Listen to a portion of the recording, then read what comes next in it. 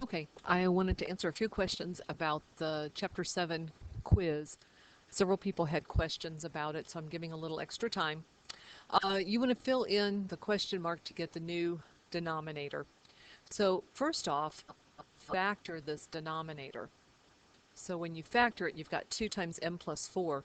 So what is it that you don't have over here? It's the m minus 2.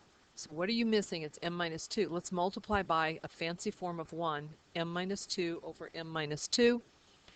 And that way we'll have m plus 2 times m minus 2. That's what that question mark should be replaced with. Here's another example. You want to find the least common denominator for the following rational expressions. Right away, factor those denominators. So when you factor them, you'll notice that they're missing some things. This one has an x plus 5, x minus 3, but it doesn't have an x plus 2 that this one has. This one has x minus 3 and x plus 2, but it's missing the x plus 5. So what do we want for our LCD? We want everything that we've ever had, which is an x plus 5, an x minus 3, and an x plus 2. So this would be our common denominator. If we were adding these, I would multiply top and bottom here by the x plus 2, and I would multiply top and bottom here by the x plus 5 on this one to get that, make sure that I had the common denominator in the bottom of both of them. But this is what the LCD needs to be. Okay, here are 2 that we're going to add. We actually can factor these denominators into m minus 3, m plus 3 for both of them. Since they have the same denominators, we could combine the numerators. So when we do that, we get m squared plus 6m plus 9. Now remember, you can still factor this. So you should factor the top, the numerator, to see if you can cancel.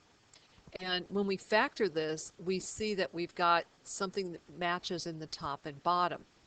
So we can cancel those and get m plus 3 over m minus 3. Now, sometimes we feel here like we should cancel the m's, but you don't want to do that. What you want to do is you want to look at the numerator. Is there any way to factor the m plus 3 or to factor the m minus 3? But they don't have any common factors, these terms. So if we can't factor, then we can't cancel. That's the rule. Here they were factored up here, and we could cancel because something matched. But when we got to here, you can't cancel m plus 3. It doesn't have any, sorry, you can't factor m plus 3 or m minus 3. They don't have any common factors. So we're just finished here, and we're not going to cancel the m's. Here's one more. In the denominator, I've got 3xy squared. I want to get this. I can't factor this anymore, but so we're going to instead do what am I missing? So I want to get this, but I only have this. So how from the 3, I could multiply by 8 to get 24. Remember the idea of base add, so when we have multiplication of exponents, then I'm going to be adding those powers. So I've got x to the first, and I wish it was x to the fourth, so I need to multiply by x cubed. Here I've got a y squared, and I wish it was y to the seventh, so I'm going to multiply by y to the fifth, because y squared times y to the fifth, base add, keep the base and add the powers.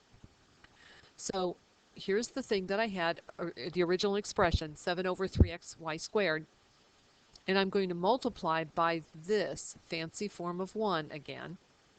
When I do that, here's what I get in the numerator, and now I've got the denominator that I wanted. So you should replace the question mark with this 56x cubed y to the fifth. Hope that helps. Thanks for joining me.